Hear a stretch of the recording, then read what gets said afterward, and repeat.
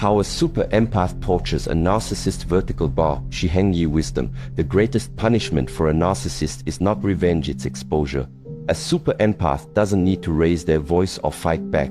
They simply see the truth and refuse to play the game. The narcissist feeds on control, chaos, attention, but the empath starves them with silence, with presence, with emotional clarity.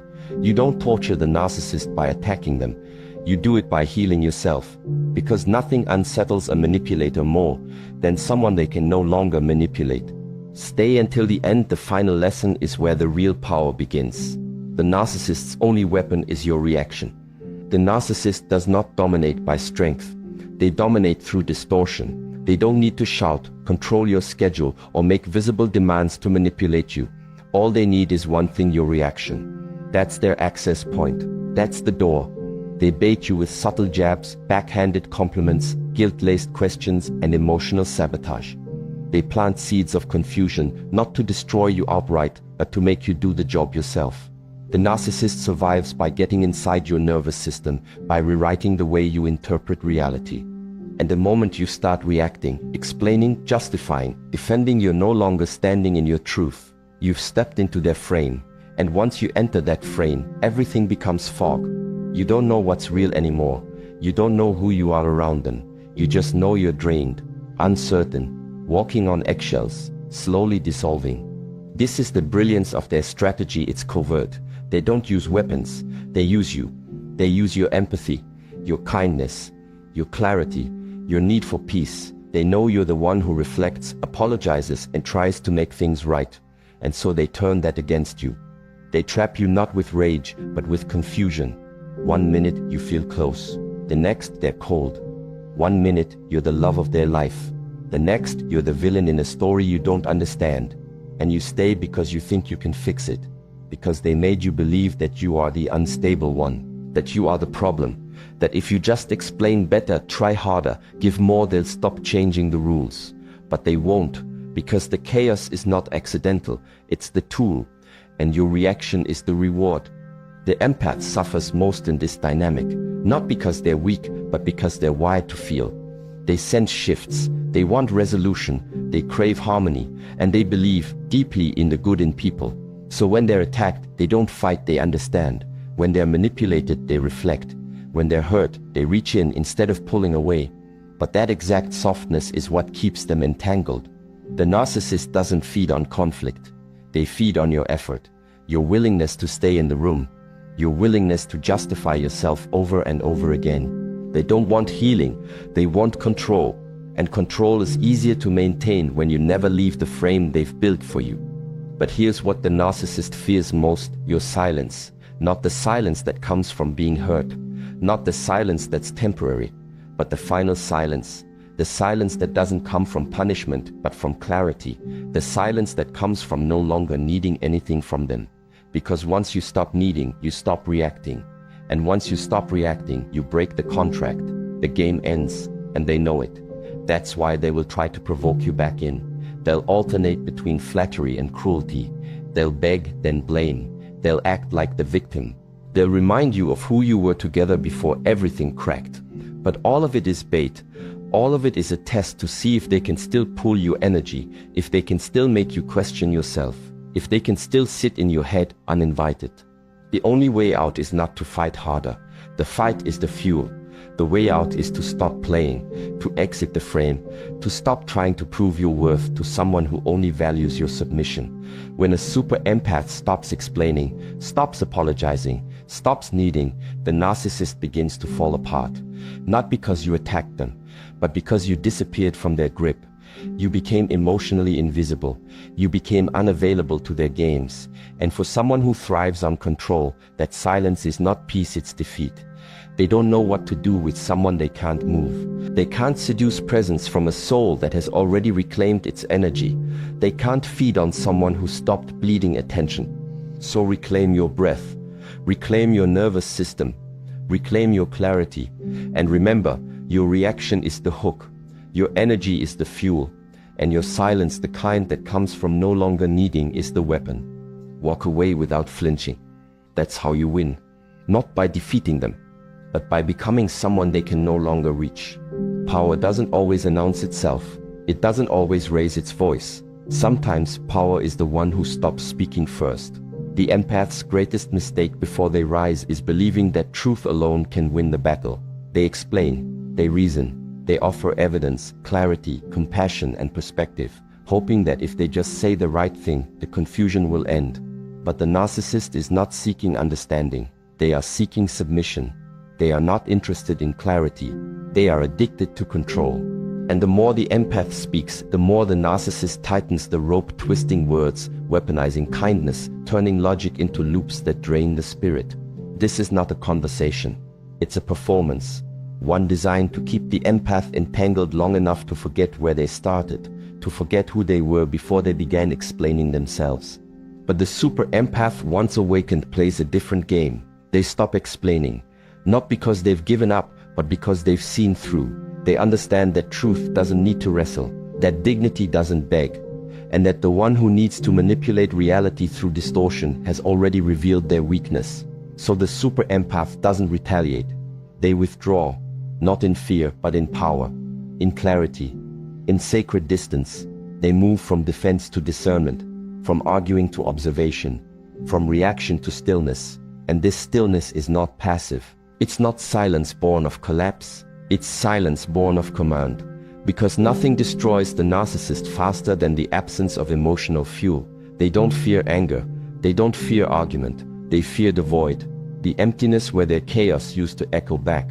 They fear the mirror that shows them nothing but their own distortion, without anyone else to distract or devour. When the super empath goes quiet, something begins to shift. The narcissist feels it. The weight of their mask starts to tremble. Because their power has never come from within, it has always come from what they could pull out of you. Your attention, your emotion, your vulnerability. But now, it's gone. You're still. You're watching. You're no longer trying to fix, to explain, to prove.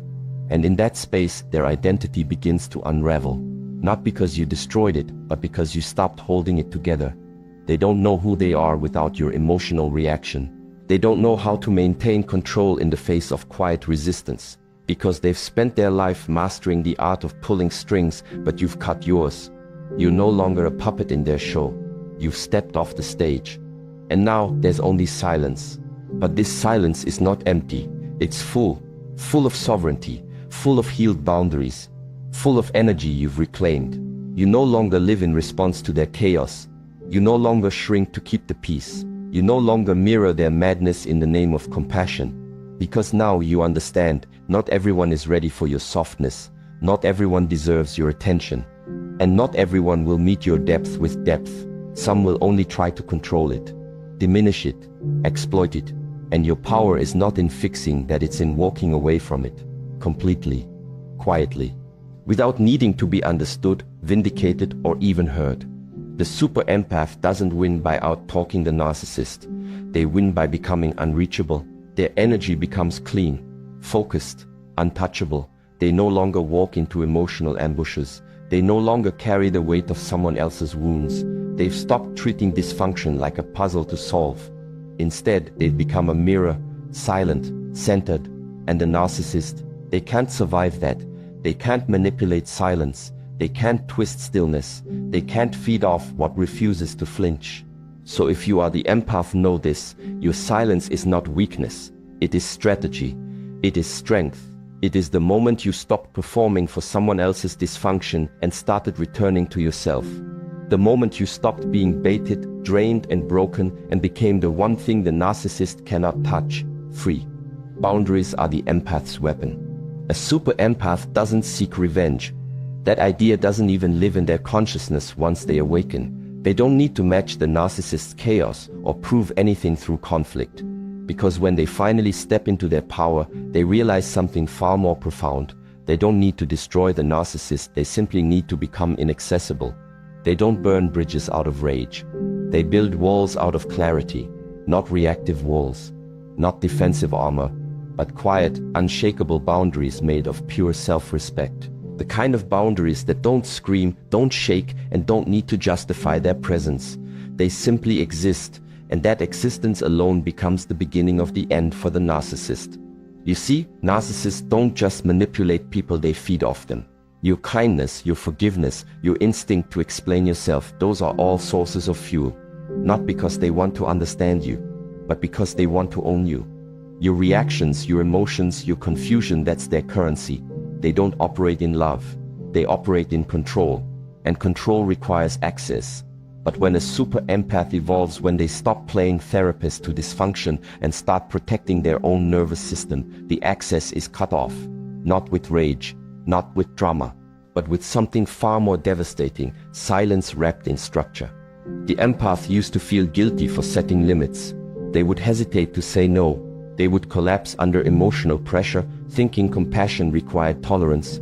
But after enough cycles, enough betrayals, enough gaslit nights wondering if they're the problem, their nervous system learns, their soul tightens, and then something clicks.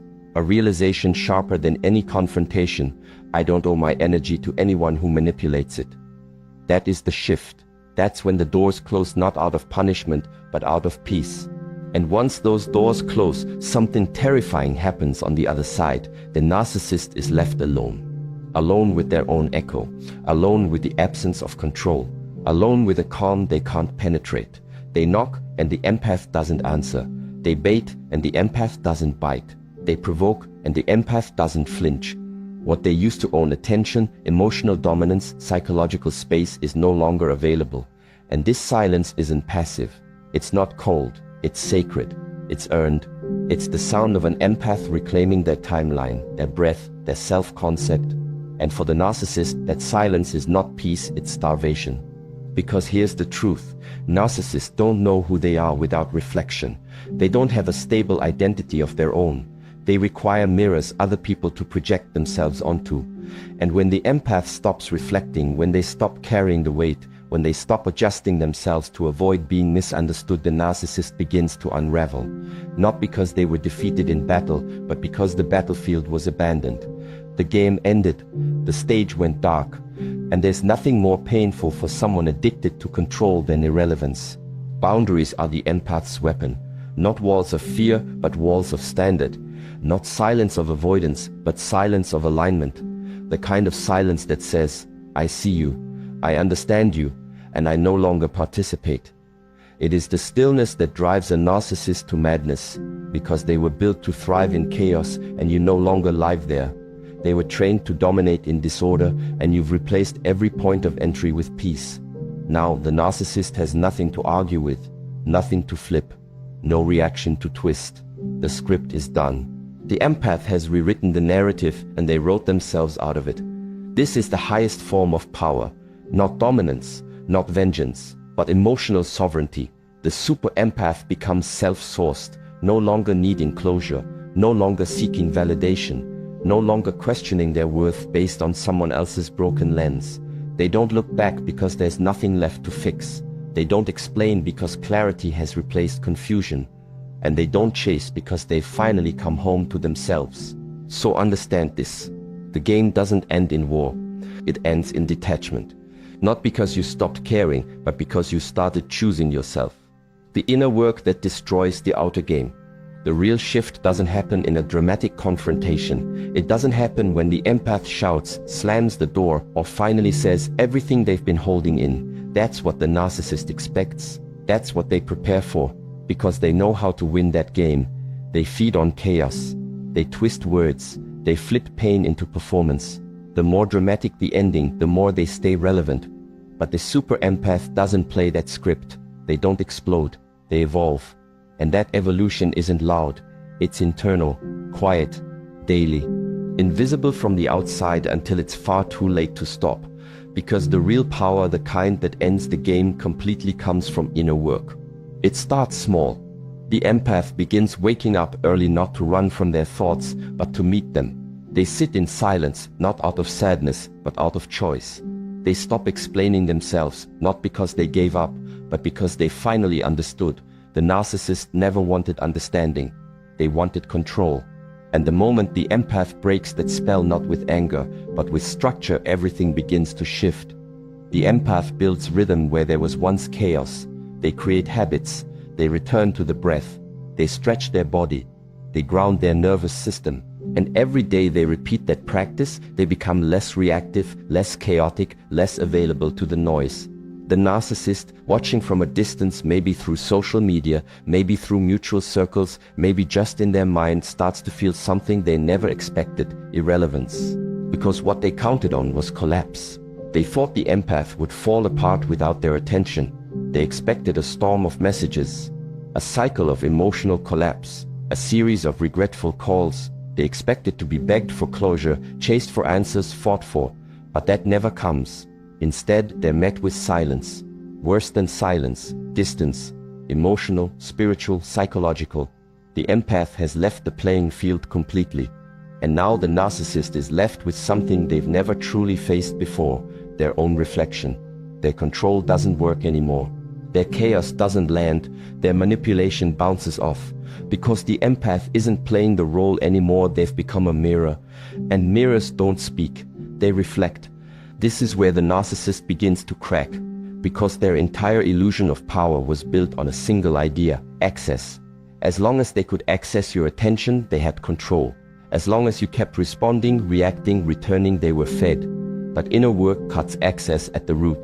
The routines, the breath work, the emotional discipline, the reflection. These aren't just self-care, they're weapons. Not weapons of war, but weapons of alignment.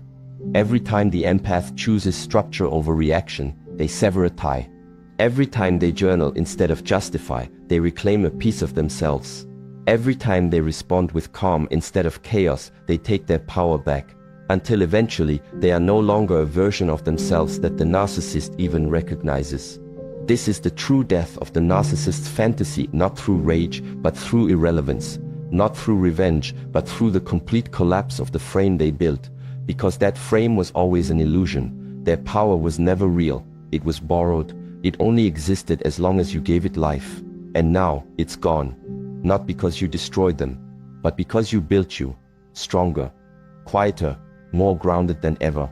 They don't know how to reach you anymore, not because you're hiding, but because you're healed. So keep doing the inner work. Keep rising in the hours no one sees. Keep breathing when the old triggers try to pull you back. Keep creating rhythm when emotion wants to create noise. Because every time you do, you rewrite the story not just of your relationship, but of your identity. You go from empath to alchemist, from victim to mirror, from energy supply to sovereign force. That's what the narcissist cannot touch. Not your presence, not your progress, not your peace. Because the outer game was never real. The inner work is. And now it's all that remains. Emotional starvation is the narcissist's collapse. The narcissist does not operate like most people. They don't draw energy from within. They don't create peace, build meaning, or experience intimacy in the way emotionally whole individuals do. Instead, they survive by feeding on the feelings of others, especially the deep, rich emotional landscapes of empaths. That's their currency. That's their oxygen. It's not love they want. It's not connection they seek. It's supply. Attention, reaction, emotional volatility, those are their resources. And this is why they hunt empaths with such precision. Because empaths feel everything. They give more. They care more. They explain, they soothe, they absorb, they reflect.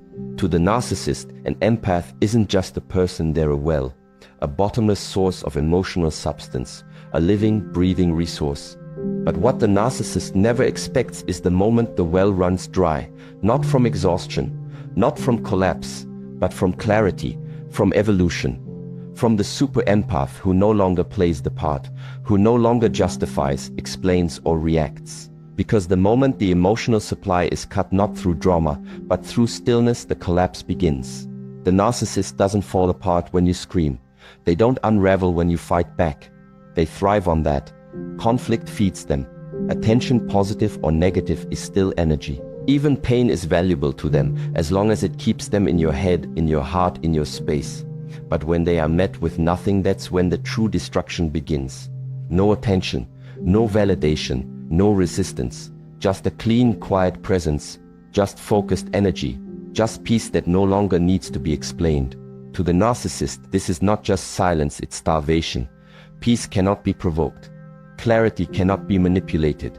And when you no longer feel the need to be heard by someone who was never listening in the first place, you become immune to their game. That immunity is the collapse.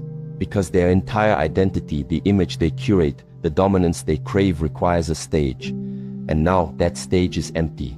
The audience is gone. The story is over. You've walked off not in anger, but in truth. The narcissist doesn't spiral because you left. They spiral because you no longer look back. They can't manipulate what no longer engages. They can't dominate someone who no longer reacts. That absence becomes unbearable, not because they loved you, but because they lost control over you. Narcissists don't know what to do when they become irrelevant. And irrelevance to them is death. Not literal death, but ego death, identity death. Because they've spent their entire existence surviving on emotional oxygen provided by others. And now the valve is closed. The silence is firm. The peace is permanent, and the game is gone. This is what emotional starvation really looks like. Not loud, not explosive, but still, quiet, unshakable. The empath doesn't disappear in rage. They rise in discipline. They breathe. They move forward. They stop giving second chances to someone who only saw them as a resource. And in doing so, they stop being a mirror for the narcissist's projected image. They become a mirror to themselves instead. And that mirror shows strength, not softness. It shows peace, not performance. And that peace doesn't just heal the empath, it destroys the narcissist. Because nothing breaks someone addicted to control more than not being needed, not being missed, not being relevant. That's what burns the deepest.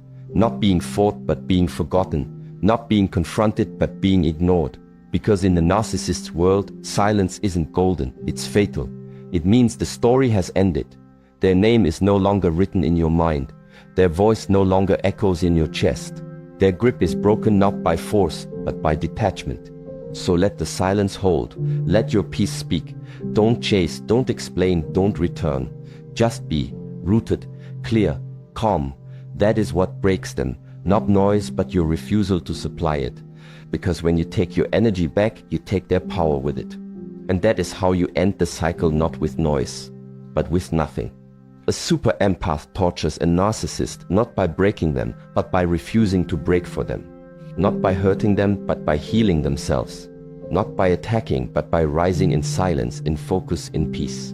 You don't win by becoming like them. You win by becoming you fully, freely, and without apology.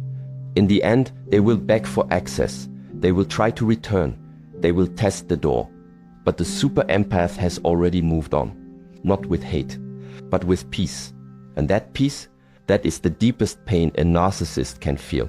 Because it's the one thing they can never fake and the one thing they will never have.